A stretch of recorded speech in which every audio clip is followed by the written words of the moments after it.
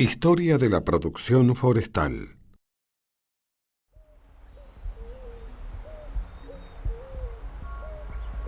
Desde tiempos remotos, el ser humano encontró en los bosques una de las materias primas más importantes de la historia, la madera.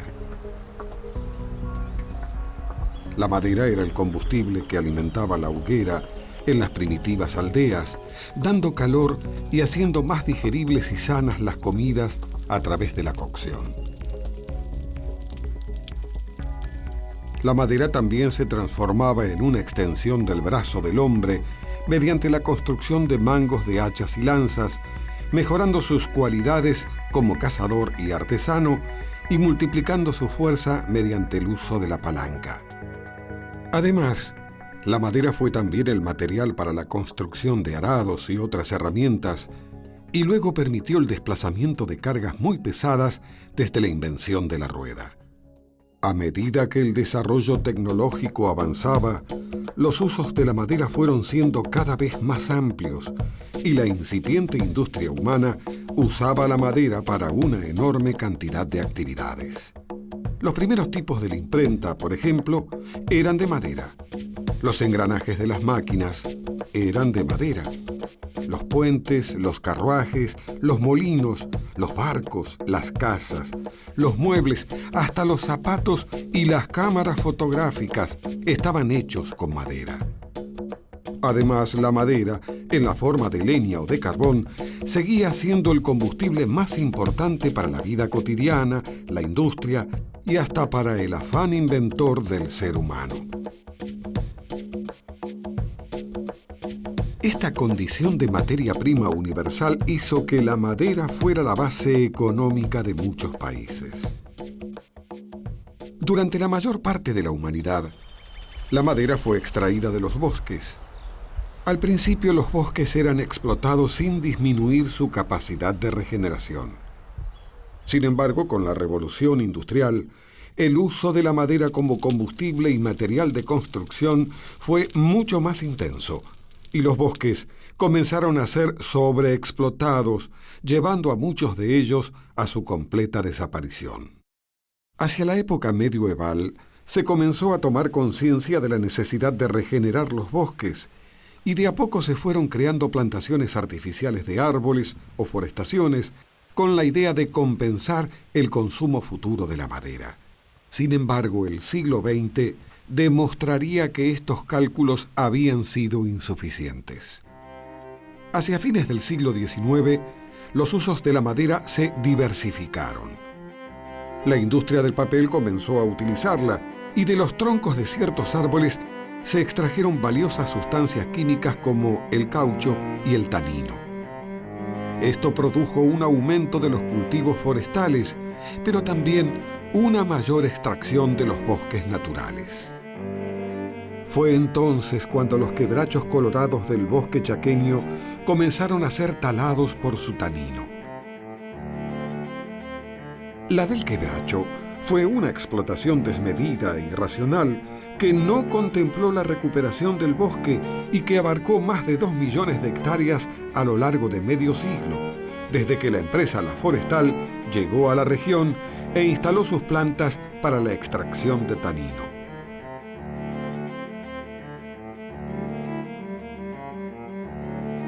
Troncos centenarios fueron transformados en acerrín para destilar el producto. Usado como curtiente en la industria del cuero, El tanino era luego exportado a Europa en un negocio que no dejaba beneficios para la sociedad ni para el país. Por otra parte, la dureza del quebracho y su resistencia a la putrefacción hizo que sus troncos se usaran en todo el territorio nacional como durmientes para el tendido ferroviario. El ferrocarril fue también el motivo para la explotación de otro bosque de la Argentina. Durante las dos guerras mundiales del siglo XX, el carbón de piedra que usaban las locomotoras de vapor dejó de llegar de Europa. Se recurrió entonces a los bosques de Caldén, de San Luis y La Pampa para abastecer al ferrocarril de su vital combustible. Millones de toneladas de madera de Caldén fueron extraídas del bosque y transformadas en leña. Tanto la tala del quebracho como la del Caldén generaron muchos conflictos sociales. En los obrajes, los trabajadores y a veces sus familias vivían en pozos tapados con ramas en condiciones infrahumanas.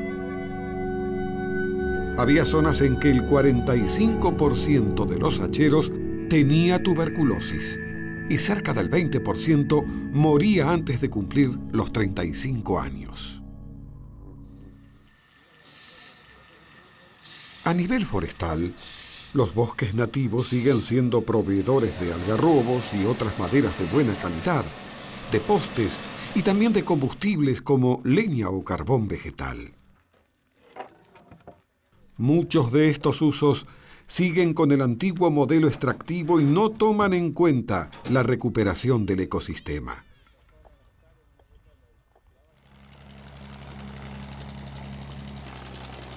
Además, en algunas regiones, los bosques están desapareciendo a un ritmo desesperante para la obtención de tierras agrícolas. Estas imágenes satelitales muestran bosques chaqueños desmontados en los últimos 5 años para el cultivo de soja y otras especies que se venden en el mercado mundial. Paralelamente, en otras regiones del país crecen las plantaciones artificiales de árboles. Desde mediados del siglo XX, la demanda mundial de papel y madera fue en aumento. Así, los cultivos forestales crecieron de una manera extraordinaria en regiones templadas y cálidas, donde especies comerciales como pinos y eucaliptos crecen más rápido que en sus lugares de origen. Las forestaciones buscan obtener mucha madera en poco tiempo. Los árboles se disponen a una corta distancia entre sí y la competencia por la luz hace que alcancen una gran altura y que sus troncos crezcan derechos. Este es el manejo común en las forestaciones para papel. Cuando el cultivo es para madera, la situación cambia. Los troncos deben ser derechos, pero también gruesos, y para esto es necesario que los árboles reciban mucha luz. Además, la madera debe ser de buena calidad y tener pocos nudos. Los cultivos para madera, entonces, demandan el trabajo de muchas personas durante las tareas de poda y raleo. Mediante la poda de las ramas, se reducen o eliminan los nudos de la madera. El raleo, por su parte, es una tala selectiva de árboles que abre espacios en la forestación para que los ejemplares elegidos reciban más luz y desarrollen sus troncos. La cosecha de árboles comienza con la tala.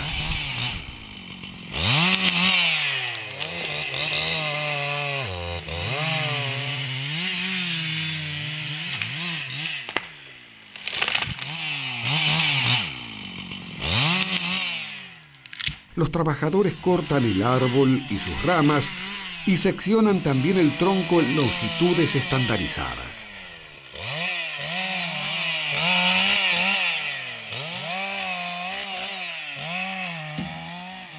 Luego de una primera selección en función del grosor, los troncos son recogidos y transportados a su destino final.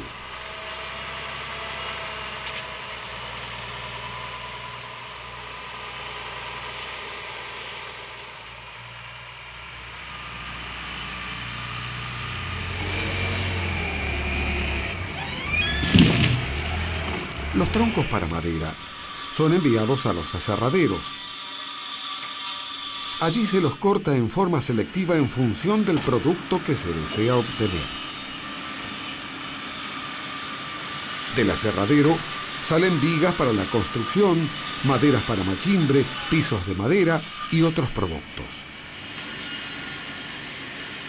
Los aserraderos dan trabajo a muchas personas de las comunidades vecinas. Al final del proceso, la madera es sometida a baños químicos que la protegen de ciertos insectos, secada en forma natural o artificial, estacionada y luego enviada a los comercios especializados.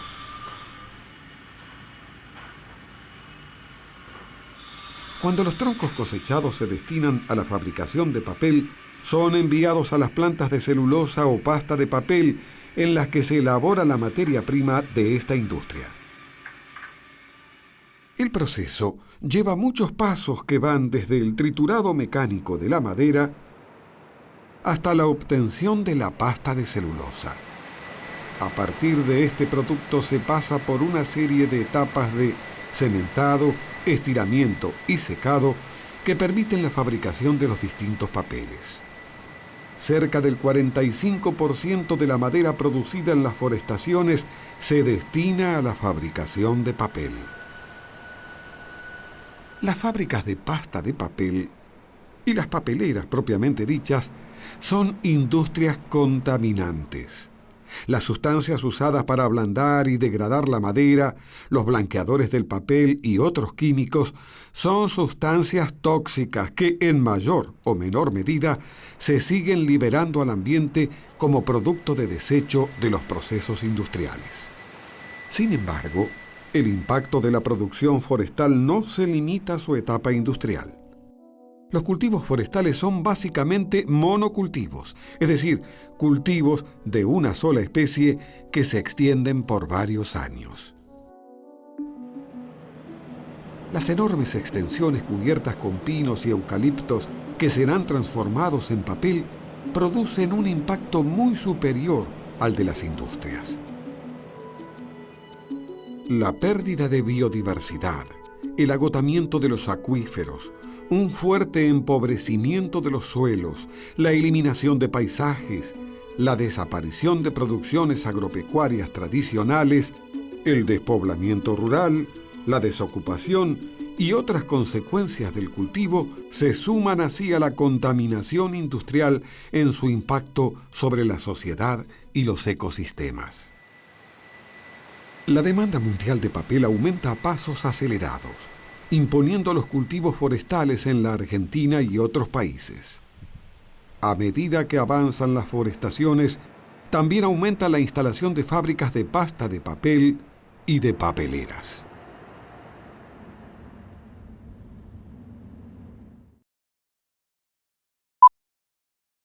Ecología de la producción forestal.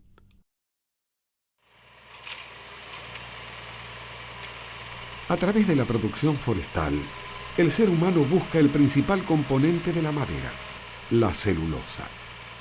La celulosa, como todos los componentes vegetales, se forma gracias a la energía fijada por la planta a través de la fotosíntesis. Las plantas poseen un intrincado sistema de conducción de agua, sales y savia que comunica todos sus órganos y que distribuye en el cuerpo vegetal estos elementos fundamentales para vivir y crecer. La celulosa es el principal componente del sistema vascular de las plantas y es responsable de la resistencia y otras propiedades de la madera. A su vez, las fibras de celulosa son la materia prima para la fabricación de papel.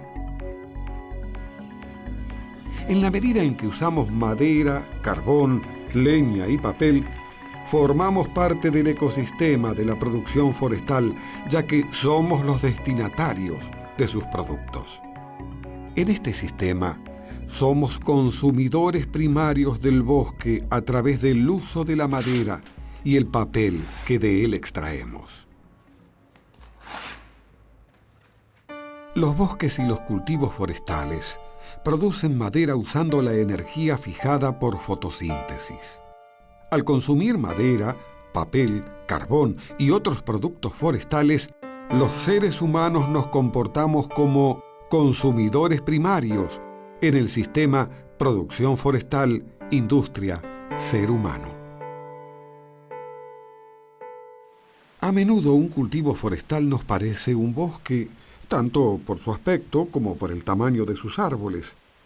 Sin embargo, a nivel ecológico, existen enormes diferencias entre un cultivo forestal y un bosque natural.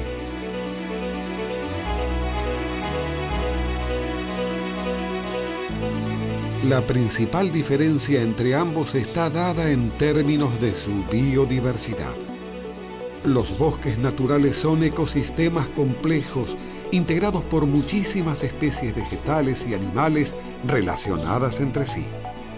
Estas especies se distribuyen en función de distintos estratos o niveles de altura de la vegetación.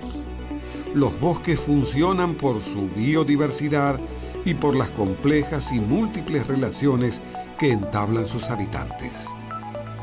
Estas relaciones mantienen al bosque sano, autorregulado y autoorganizado, reciclando sus nutrientes y multiplicando las oportunidades para los organismos que lo habitan.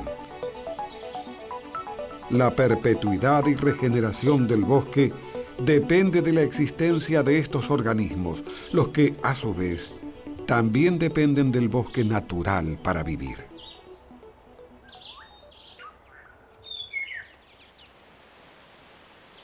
Las forestaciones, en cambio, son monocultivos muy simples.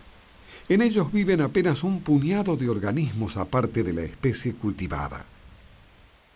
Al reducir drásticamente la biodiversidad, el cultivo restringe ferozmente la cantidad de relaciones posibles y es así como la mayor parte de las especies que formaban el antiguo ecosistema no encuentran oportunidades para seguir viviendo y desaparecen del lugar. Una forestación no es un bosque. Al contrario, es un espacio muerto para los organismos del bosque nativo. Muchos cultivos forestales son realizados sobre pastizales. El resultado es similar. A medida que crece, la forestación se interpone al desarrollo de decenas de especies de pastos y de toda su fauna relacionada, sustituyendo un ecosistema complejo con miles de años de evolución, como es el pastizal natural, por un monocultivo de árboles. Aquí, la forestación cambia totalmente el paisaje, incluyendo además no solo las modificaciones naturales, sino también culturales. Los árboles maduros requieren una enorme cantidad de agua, que siendo tomada por las raíces, es transportada hasta la parte alta de la planta y liberada a la atmósfera por evapotranspiración. Los árboles se comportan como bombas de agua que extraen el líquido del suelo y lo liberan al aire. De esta manera participan del ciclo del agua común a todos los ecosistemas. El ciclo del agua es posible por la energía provista por el sol. El agua se evapora, es arrastrada por los vientos, se condensa, circula, se acumula y vuelve a ser evaporada por el sol, haciendo posible la vida en casi todos los rincones de la biosfera. En todo este proceso, las plantas aportan su cuota al ciclo del agua cuando la extraen del suelo y la liberan como vapor a la atmósfera. Esto genera una circulación del agua dentro del suelo. Cuando un cultivo forestal es implantado en un pastizal, la cantidad de agua bombeada aumenta sensiblemente. Este enorme volumen tomado del suelo podría secar los cuerpos de agua cercanos, sobre todo en años secos.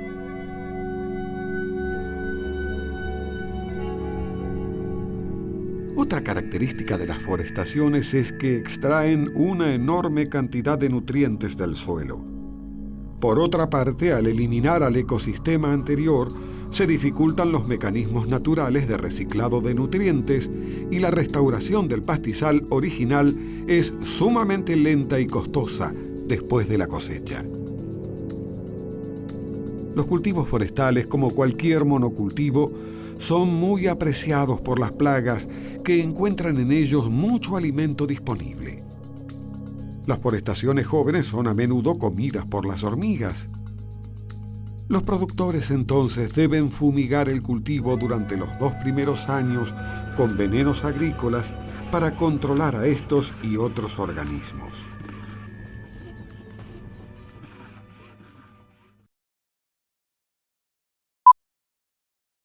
Las forestaciones en el Iberá. Los cultivos forestales en Corrientes crecieron en los últimos años como producto de la Ley 25.080, colocando a la provincia en un lugar privilegiado a nivel nacional en superficie forestada. En la Reserva Natural Iberá, las forestaciones se ubican principalmente en las tierras altas de la región norte y noreste y en las lomadas arenosas del sudoeste de la cuenca. Cerca del 80% de las forestaciones correntinas se realiza con pinos y alrededor del 20% con eucaliptos. Los cultivos forestales representan una importante oferta de trabajo, sobre todo cuando están destinados a madera. Las tareas de poda y raleo necesitan de una gran cantidad de personal en el cultivo y muchas personas trabajan también en los aserraderos. Las forestaciones del Iberá se implantan sobre pastizales o en otros ambientes llamados malezales y fosfadales. Esta vegetación es la que naturalmente evolucionó en la región, tanto por las características del clima como de los suelos. Son ambientes en los cuales la presencia de árboles es nula o está restringida a manchones boscosos que siguen los arroyos temporarios o las riberas del estero. Estas tierras fueron tradicionalmente empleadas para la ganadería extensiva, pero ahora están siendo forestadas masivamente. Los cultivos del sudeste de la cuenca se implantan directamente sobre el pastizal de las lomadas arenosas. En el noreste del Iberá, en cambio, muchos suelos son inundables y para lograr que los árboles crezcan, los terrenos son nivelados y los malezales son drenados mediante canalizaciones por las que escurre el agua. Una vez que el malezal se seca, el terreno es fertilizado y se plantan los pinos jóvenes. Los cultivos también son fumigados para eliminar hormigas y malezas.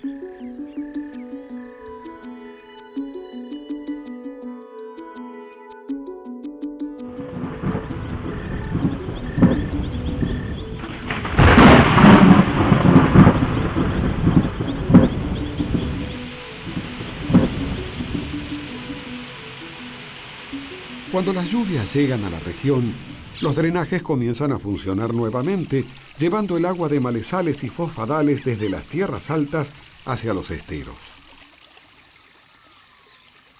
En su camino, el agua arrastra toneladas de sedimentos, depositándolos agua abajo en el corazón del Iberá, junto con fertilizantes y venenos agrícolas. En los esteros, los fertilizantes producen un aumento de la masa vegetal que obstaculiza el escurrimiento del agua del sistema. Los sedimentos, por su parte, son arrastrados hacia la desembocadura de la cuenca y se depositan aumentando el nivel del lecho del río Corriente, acelerando los procesos de esterilización en el norte del Iberá. Todo este proceso, además, genera una gran erosión en las tierras altas. Muchas forestaciones implantadas en el norte del Iberá fueron luego abandonadas por antieconómicas, ya que era muy costoso retirar los árboles de lugares tan inaccesibles. Sin embargo, existen costos ambientales no calculados. La posibilidad de emplear esa tierra en otro tipo de producción o para tareas de conservación implica un trabajo de restauración cuyo costo es tan alto que pueden hacer casi imposible esa opción. Así, el costo ambiental de una forestación abandonada es una pérdida enorme que termina asumiendo la sociedad en su conjunto. Otros cultivos no reciben el mantenimiento adecuado y la acumulación de material combustible aumenta los riesgos de incendio. Los cultivos deben ser controlados en forma permanente para detectar incendios y extinguirlos rápidamente. Alfa, don Carlos, R41. Sí, Tango 1, ¿me pasás el rumbo del R44 hacia Micuí, R4? Los sistemas de detección responden localizando la posición exacta del incendio en el área. Cuarto, tercero. R4, R5. La detección temprana de un incendio es fundamental para evitar que se extienda.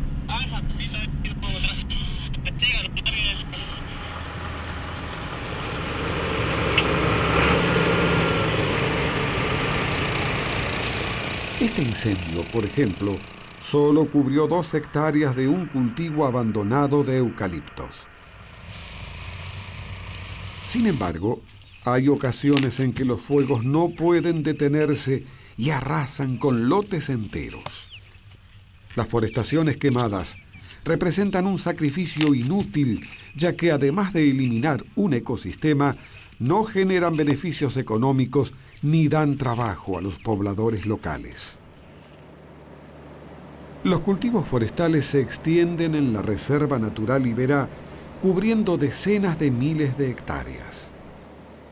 A medida que las forestaciones crecen, van desapareciendo milenarios pastizales y malezales, y con ellos el hábitat de muchos organismos.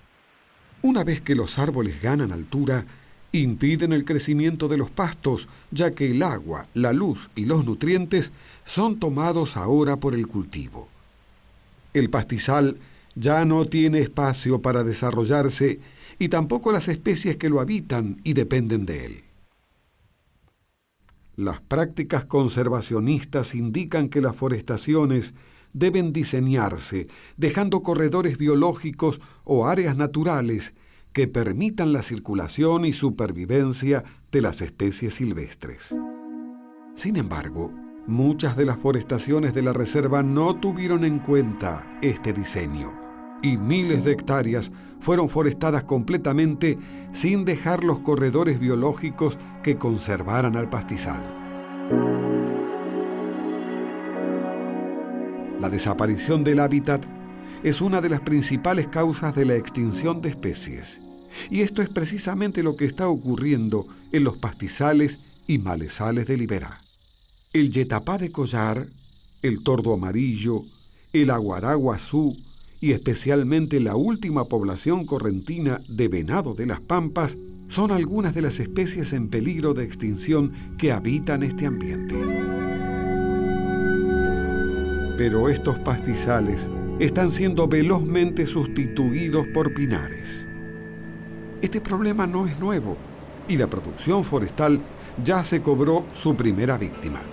En las lomadas arenosas del sudoeste del Iberá, los cultivos forestales realizados indiscriminadamente sobre pastizales y palmares de Yatá y Poñí produjeron la extinción de una población de venado de las pampas que hasta hace unos 15 años habitaba la zona de Cerro Pitá.